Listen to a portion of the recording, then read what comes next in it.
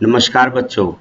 आज हम हिंदी की पाठ्य पुस्तक साधना कक्षा 5 का पाठ नंबर 8 पढ़ेंगे, जिसका नाम है विनम्रता अर्थात विदित संस्मरण। तो बच्चों यहाँ पर विनम्रता का अर्थ है शिष्टाचार।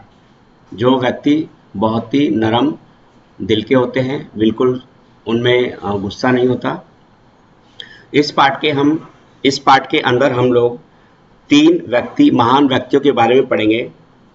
पहला है संत त्रिवल्लुवर, दूसरा है गजानन और तीसरा महात्मा बुद्ध। हम उनके जीवन से घटित एक एक घटना के बारे में पढ़ेंगे। तो आइए स्टार्ट करते हैं। व्यक्ति कितना ज्ञानी है, इसकी पहचान उसके व्यवहार से होती है। ज्ञान एवं शिक्षा व्यक्ति को विनम्रता का पाठ पढ़ाती है। शिक्षित व्यक्ति सरल हृदय, उदार, दूसरों का सम्मान करने वाले और सहनशील होते हैं। दुनिया में जितने भी महान व्यक्ति हुए हैं, उनके स्वभाव में विनम्रता कूट कूट कर भरी हुई है। यानी हमारे देश में जितने भी महान व्यक्ति हुए हैं, उनमें विनम्रता कूट कूट के उन्हें कभी भी गुस्सा नहीं आता किसी भी बात पर। तो विनम्र, बिल्कुल शांत। दक्षिण के महान संत थे त्रिवल्लुवर। वे अपनी विनम्रता और सज्जनता के लिए प्रसिद्ध थे। एक वस्त्रों की दुकान चलाते थे। एक दिन उनकी दुकान पर एक युवक आया। उसने एक वस्त्र उठाया और उसकी कीमत पूछी। तो बच्चों, उनकी दुकान पर एक व्यक्ति आता है और एक कपड़ा उठा के उनसे उसकी कीमत यानी मूल्य पूछने लगता है। संत त्रिवल्लुवर ने मुस्कुराकर कपड़े की कीमत बता दी। युवक ने कपड़े के 2 टुकड़े कर दिए और फिर उनकी कीमत पूछी। अब उस व्यक्ति ने उस कपड़े के 2 टुकड़े करे बच्चों, और फिर संत से उनकी कीमत पूछी। संत ने शांत भाव से उनकी कीमत बता दी। युवक ने कपड़े को और छोटे टुकड़ों में बांट दिया और उनकी कीमत पूछी। संत ने उतनी ही शांति से उनकी कीमत बता दी। यानी जिस प्यार से वो व्यक्ति कपड़े को फाड़ रहा था, उतने ही प्यार से, शांत स्वभाव से संत ने उन चारों टुकड़ों की कीमत बताई। युवक कपड़े के टुकड़े करता गया और संत उनकी कीमत बताते गए। अंत में कपड़ा बिल्कुल छोटे छोटे टुकड़ों में बट गया।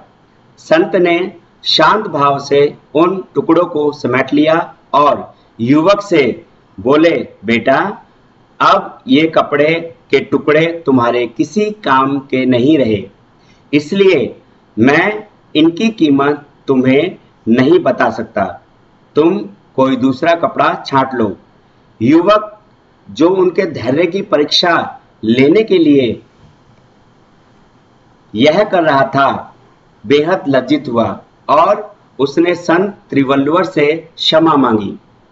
तो बच्चों, हमारे सामने यानी अगर हमारे अंदर विनम्रता भरी हुई है, तो हमें कोई कितना भी गुस्सा दिला ले, कोई भी ऊट पटांग करे हमारे लिए, लेकिन हमें बिल्कुल भी गुस्सा नहीं आएगा।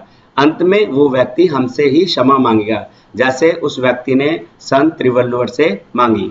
ऐसी ही एक और छोटी सी घटना हम आगे पढ़ते हैं, वो किसी दूसरे संत के बारे में, जिनका नाम था गजानन। महाराष्ट्र में एक महान संत हुए गजानन महाराज। उनके ज्ञान, सहृदयता और विनम्रता के चर्चे सारे गांव में होते थे। इस कारण गांव का सरपंच उनसे जलता था। सरपंच के 4 लड़के थे। वे भी बड़े उद्दंड थे।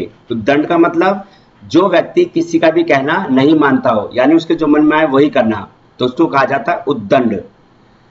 एक दिन वे महाराज की कुटिया में गए और उनसे बोले, हम आपकी सहनशीलता की परीक्षा लेना चाहते हैं।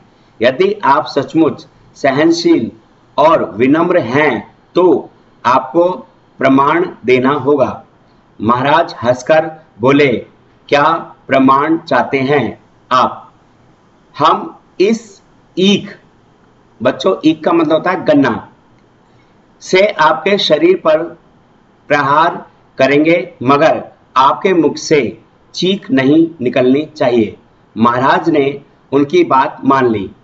चारों लड़के महाराज के शरीर पर प्रहार करने लगे। वे मारते मारते थक गए, पर महाराज ने उफ तक नहीं की। चारों लड़के थक गए। तब महाराज ने उनसे कहा, आप लोग थक गए हैं, विश्राम करें। और योग विद्या के बल पर ईख को हाथ से मरोड़कर उनका रस निकाला और चारों को पीने के लिए दिया।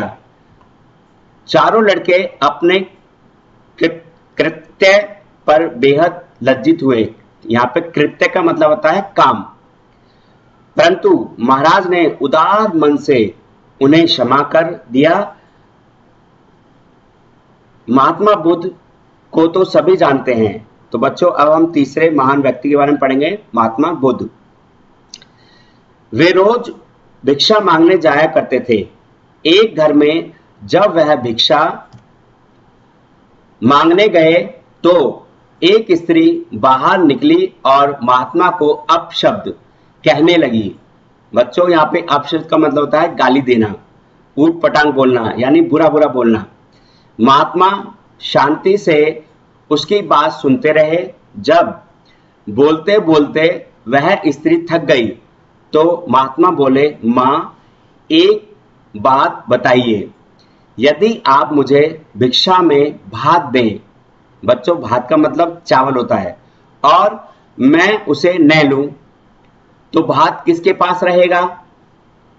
स्त्री बोली, मेरे पास। स्त्री ने क्या कहा? मेरे पास। ऐसे ही यदि आपके कहे गए अपशब्द मैं न लूं तो वे किसके पास रहेंगे? महात्मा मुस्कुराए और बोले। महात्मा की बातों का अर्थ समझकर स्त्री बेहद शर्मिंदा हुई और उसने महात्मा से क्षमा मांगी। तो बच्चों, हम जो भी किसी को गाली देते हैं या उल्टा बोलते हैं, भला बुरा बोलते हैं, तो वह बातें हमारे तक ही सीमित रहती हैं जब तक वो उसको ग्रहण ना करे सामने वाला।